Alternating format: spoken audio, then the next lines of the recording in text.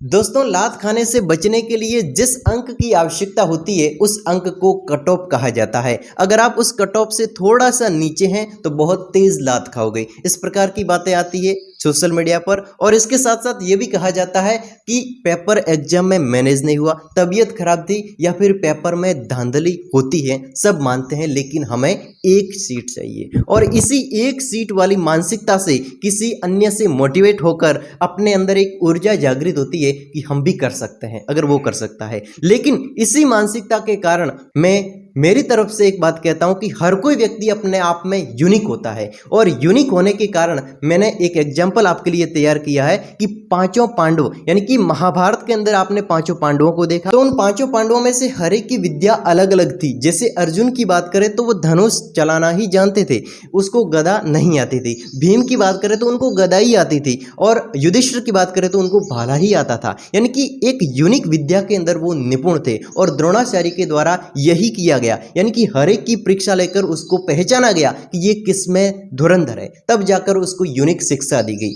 लेकिन अब मैंने ये एग्जांपल आपके सामने क्यों लिया है, इसका अगर मैं आपको कारण बताऊं तो आजकल क्या हो रहा है कि कंपटीशन एग्जाम के दौर, सेंट्रल लेवल हो या फिर स्टेट लेवल हो, हर एक कंपटीशन एग्जाम के दौर के अंदर यूनिक का लेवल है वो घटता जा रहा है। यानी कि यूनिक इसमें कुछ रहा ही नहीं है। जैसे आप किसी एग्जाम की बात करते हो तो उसमें आप मान सकते हैं कि 10 से 12 सब्जेक्ट होती है कॉमन। अगर आप उसमें से निचोड़ निकाल दे तो 8 से 9 सब्जेक्ट तो रह ही जाती है। और उन 8 से 9 सब्जेक्ट में से एक भी आप सब्जेक्ट उसमें छोड़ नहीं सकते। यानी कि आपको इंग्लिश नहीं आ रही है और आप इंग्लिश छोड़ दो और दूसरी सब्जेक्ट को ध्यान दो और उसमें नंबर ला लो, इस प्रकार आप नहीं कर सकते। यानी कि कुल मिलाकर हर एक एग्जाम के अंदर क्या होता है कि 80% के करीब है वो कट ऑफ जाती है। और इन्हीं कट ऑफ के कारण हमें हर एक सब्जेक्ट के अंदर ध्यान देना होता है और हर एक सब्जेक्ट के अंदर अच्छा स्कोर, यानी कि 70 से 75 तक का स्कोर करना पड़ेगा, तब जाकर आप 25% बना पाओगे। 25% के करीब आप जा पाओगे कट ऑफ के हिसाब से। तो यहाँ पर यूनिक वाली चीज़ तो रही नहीं है।